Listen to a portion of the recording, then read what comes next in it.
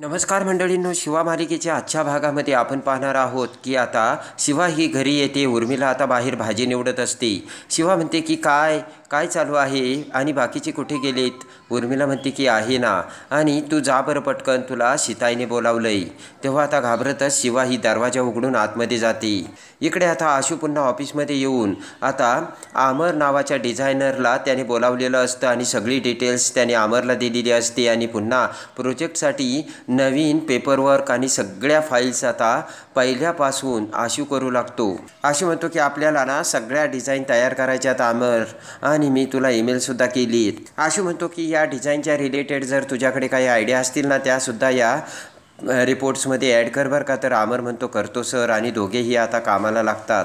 त्यानंतर आता अमर आता पुन्हा त्याने पॉईंट ॲड केलेले आशूला दाखवतो. आशू म्हणतो की यामध्ये 3 नंबरचा आणि 7 नंबरचा पॉईंट या ड्रॉइंगनुसार टाक. तेवढ्यात आता अमर म्हणतो की सर, मला काय वाटतं की आपण लंच करून घेऊयात ना, काम थोडंच बाकी राहिलं आहे. तर आशू म्हणतो नाही, आपल्यासाठी ही डील सगळ्यात मोठी आहे आणि आपल्याला काहीही करून CEO साठी हे काम करायचं आहे. आणि मी तुझा बॉस म्हणून काम नाही करत, तर मी सुद्धा तुझ्यासारखा एम्प्लॉय म्हणून या कंपनीसाठी काम करतो आहे. तेव्हा अगोदर ही डील आणि तिचं काम झालंच पाहिजे.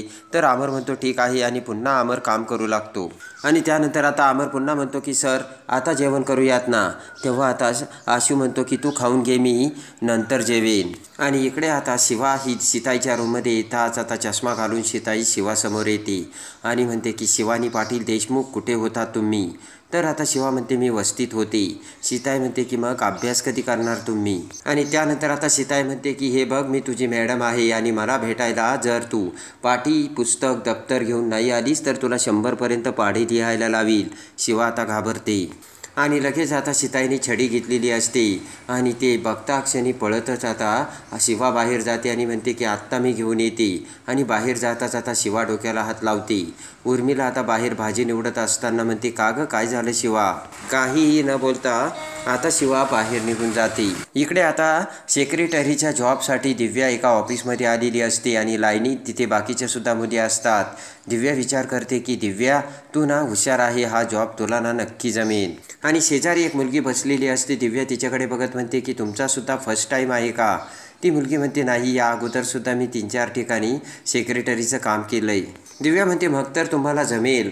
तेव्हा ती मुलगी म्हणते नाही, मला हे हवे तेवढे पैसे देतील का हे मला बघायचं आहे, कारण माझं क्वालिफिकेशन खूप आहे.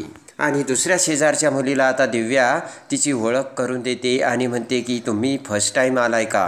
ती मुलगी म्हणते हो, माझा फर्स्ट टाईमच आहे आणि मला वाटतंय ना मी इथे जॉब करील, माझी निवड होईल, कारण मला माझं खूप ओव्हर क्वालिफिकेशन आहे आणि मला कामाची गरज आहे. आणि इकडे आता दिव्या विचार करते की ह्या तर सगळ्या शिक्षणामध्ये आपल्या पुढे आहेत, फक्त डिग्रीवरती आपलं काम होणार नाही, यासाठी आता आपल्याला काहीतरी करावं लागेल. आणि तेवढ्यात आता रिसेप्शनिस्ट दिव्याला इंटरव्ह्यूसाठी आतमध्ये जायला सांगते आणि दिव्या आतमध्ये जाते.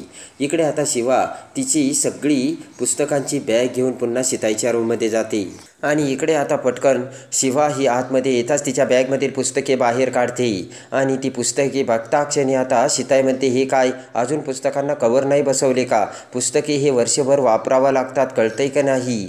आणि ते जर फाटले तर पुन्हा दुसरी पुस्तके घ्याव्या लागतात, वायफट खर्च होतो, कळत नाही का तुम्हाला. ते ऐकून शिवा हसू लागते. सीताई म्हणते की हसताय काय तुम्हाला, आपण इथे अभ्यास करणार आहोत. आता शिवा पुन्हा गप्प होते. आणि त्यानंतर आता सीताई तिच्याकडचे कवर शिवाला देते आणि म्हणते की ह्या पुस्तकांना आता कवर घाला आणि त्यावर तुमचं नाव टाका, शिवानी पाटील देसाई म्हणून. शिवाला आता कवर घालता येत नसतो. तेव्हा आता पटकन हातातील छडी बाजूला ठेवत सीताई आता एका पुस्तकाला शिवाला कवर घालून दाखवते. आणि त्यानंतर आता दुसऱ्या पुस्तकाचे कवर शिवाला सीताई घालायला सांगते. आणि त्यानंतर मग सीताईचे बघून शिवासुद्धा सगळ्या पुस्तकांना कवर लावते. इकडे आता सीताई त्यानंतर शिवाला एक नोटबुक देते आणि म्हणते की यावर आता दररोज सराव करायचा. शिवा म्हणते सराव. तर आता सीताई म्हणते हो, दररोज आता यामध्ये शुद्धलेखन लिहायचं आणि मी दररोज ही वही बघत जाईल, येताना दररोज ही वही घेऊन यायची, कळलं का तुम्हाला, अशी सीताई शिवाला सांगते. सीताई म्हणते की कळलं का, आणि जर वही आणली नाही आणि सराव जर झाला नाही ना तर पाठीत धपाटा पडेल, कळलं का. लवकर कामाला लागायचं आणि अभ्यासाला सुरुवात करायची. शिवा आता जाम घाबरलेली असते. इकडे दुसरीकडे आता दिव्या ही इंटरव्ह्यूसाठी दरवाजा उघडून आतमध्ये जाते आणि मी आहे कमी सर असे म्हणत दिव्या आता ऑफिसमध्ये जाताच आता दिव्या ही खुर्चीवर बसते. दिव्या आता जाम घाबरलेली असते. आता ते मॅनेजर आता दिव्यासोबत बोलू लागतात. दिव्याचं लक्ष नसतं. एवढ्यात मॅनेजर म्हणतात एक्सक्यूज मी, आणि दिव्या भानावर येते आणि मॅनेजर दिव्याला तिची फाईल मागतात आणि लगेच ती फाईल दिव्या मॅनेजरकडे देते. मॅनेजर आता दिव्याची फाईल बघतात आणि लगेच आता मॅनेजर म्हणतात की दिव्या तुमचं पूर्ण नाव काय? दिव्या म्हणते की दिव्या कैलास पाटील. इकडे आता दिव्या विचार करते की आपल्याला आपल्या रेसिपीवरून तर अजिबात जॉब मिळणार नाही आणि काहीतरी वेगळं करावं लागेल असे दिव्या विचार करू लागते. नाहीतर ना आपल्याला रिकाम्या हाताने इथून परत जावे लागेल. आणि तेवढ्यात आता दिव्या रडण्याचं नाटक करते. मॅनेजर घाबरतो आणि म्हणतो दिव्या तुम्हाला काय झालं? तुम्हाला इंटरव्ह्यूचं टेन्शन आलं का? तेव्हा दिव्या रडतच म्हणते नाही सॉरी सर, पण मला रडणं कंट्रोल होत नाही आहे. आणि त्यानंतर आता दिव्या म्हणते की नाही मला टेन्शन नाही आलं. तसं तर हा माझा 50वा इंटरव्ह्यू आहे, त्याचं टेन्शन नाही. पण आत्ताच मला लॉयरने मेसेज पाठवला की माझ्या नवऱ्याने मला डिवोर्स दिला आहे आणि म्हणून मला रडू आलं. तर मॅनेजर म्हणतो हे खूप चुकीचं झालं आहे. तर दिव्या म्हणते काय करू सर? दिव्या म्हणते की मला माझ्या पायावर मी उभं राहायचं म्हटलं, जॉब करायचा म्हटला तर माझा नवरा माझ्यावर चिडला. दिव्या म्हणते की त्याने मला सांगितलं की घरी बसायचं, त्याला मी नकार दिला तेव्हा त्याने मला सर मारहाण केली. मॅनेजर आता घाबरतो आणि मग त्याने घरातून मला बाहेर काढून टाकलं. तेव्हा सर मी काय करू आता तुम्हीच सांगा. मॅनेजर म्हणतो हे खूप चुकीचं झालं. तर दिव्या म्हणते मला एक मुलगी आहे, कुणाला काय फरक पडतो? दिव्या म्हणते की तरीसुद्धा मी हार मानणार नाही आणि मी सुद्धा त्याला डिवोर्स देणार आहे आणि आता मी ठरवलंय कष्टाने पैसे कमवायचे. आणि लगेच आता मॅनेजर म्हणतात की सॉरी दिव्या तुमच्यासोबत वाईट झालंय. तर दिव्या म्हणते सॉरी सर, मला तुमची सिंपती नको आहे, मला काम द्या, माझं काम बघा तुम्ही. आणि त्यानंतर आता मॅनेजर म्हणतो की तुमचं फ्री माइंड बघून मी ना इम्प्रेस झालो आहे. आणि लगेच मॅनेजर म्हणतो जरी तुम्हाला सेक्रेटरीच्या कामाचा अनुभव नसला ना तरी तुम्ही बेसिक मॅनेजमेंट करू शकता ना, म्हणजे जसं शेड्युलिंग वगैरे. तर दिव्या म्हणते हो सर. दिव्या म्हणते मी जीव लावून काम करेल आणि तुम्ही म्हणाल तसं काम करेन. आणि लगेच आता मॅनेजर म्हणतात ठीक आहे आम्ही तुम्हाला कळवतो. दिव्या खुश होते. मॅनेजर म्हणतो की मग आम्ही तुम्हाला हे काम देतोय. तर हात जोडून दिव्या म्हणते की सर मला विश्वासच बसत नाही आहे, थँक्यू. दिव्या आता पटकन तिची बॅग घेऊन दरवाजात येते आणि मॅनेजरकडे बघत दिव्या म्हणते की वा दिव्या जमलंय तुला, पहिली लढाई तर तू जिंकलीस. आणि इकडे आता शिवा ही बाहेर येऊन सोफ्यावर भाऊन शेजारी बसलेली असते आणि डोक्याला हात लावत डोळे बंद करत आता शिवा म्हणते की मला ना दुसरी 100 कामे दिली असती तरी चाललं असतं, पण हे काम मला खूप अवघड वाटतंय. म्हणतात काय झालं? तर शिवा म्हणते की भाऊ मी आज सीताईचा वेगळाच अवतार बघितला. भाऊ म्हणतात की तुला सीताईचा वेगवेगळेच अवतार का दिसतात काय माहिती? भाऊ म्हणतात कधी तुला प्रेमाने जवळ घेते, कधी तुझ्यावर चिडते, कधी तुझ्यासोबत प्रेमाने शिट्ट्या काय मारते, काय चाललंय? आणि लगेच आता शिवा म्हणते की पण आज जो अवतार बघितला ना तो एकदम डेंजर होता, म्हणजे हातात छडी काय, डोळ्यावर चष्मा काय. शिवा म्हणते की सगळ्यात जास्त भीती मला त्या छडीची वाटते. आणि तेवढ्यात आता सीताई बाहेर येते. तर शिवा भाऊंना गप्प बसण्यासाठी खुणावते.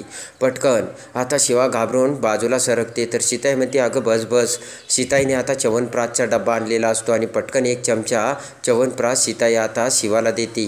शिवा म्हणते हे काय आहे? तर आता सीताई म्हणते हे च्यवनप्राश आहे आणि स्मरणशक्ती चांगली होते. शिवा आता अवाकच झालेली असते. आतमध्ये वेगळा अवतार आणि बाहेर आता दुसराच अवतार. शिवा म्हणते बघितलं का हे काय होतंय आता?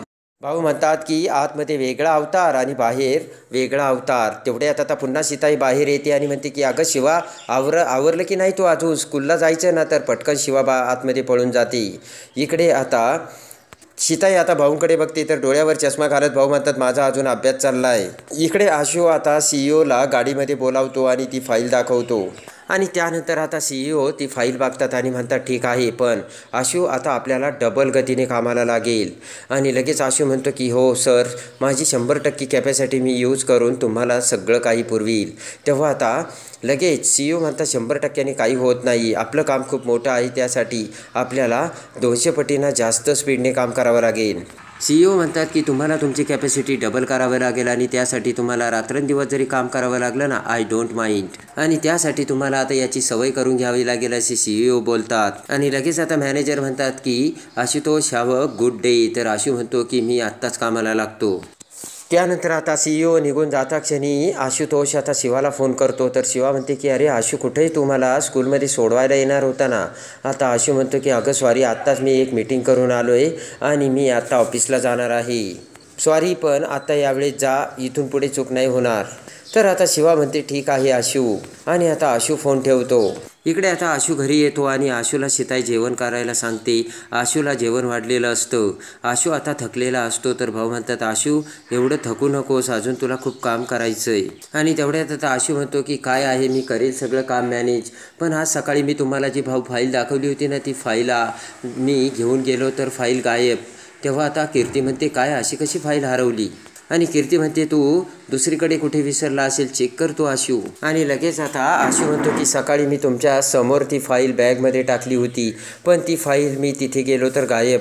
बघूयात आता मी CCTV फुटेज मागवले, काय होतंय ते. आणि लगेच आता कीर्ती म्हणते की फक्त फाईलच गायब झाली का, बाकीचं आहे की सगळं. तर आशू म्हणतो हो हो. आणि आशू म्हणतो शिवा गेली का. सीताई म्हणते हो गेली ना. आशू म्हणतो की तिला मी आज शाळेत सोडणार होतो, त्यानिमित्ताने तरी तिची भेट झाली असती, बरं जाऊ द्या. आणि आता आशूने CCTV फुटेज मागवलेले असतात. तर आता CCTV फुटेजमधून सुहासने फाईल चोरल्याचे भयानक सत्य कसे आशूसमोर येते, आणि आशू आता सुहासचा कसा बँड वाजवतो हे बघण्यासाठी आणि शिवा मालिकेच्या डेली अपडेटसाठी बेल नोटिफिकेशनवर क्लिक करून आपल्या चॅनलला लाईक करा, सबस्क्राईब करा.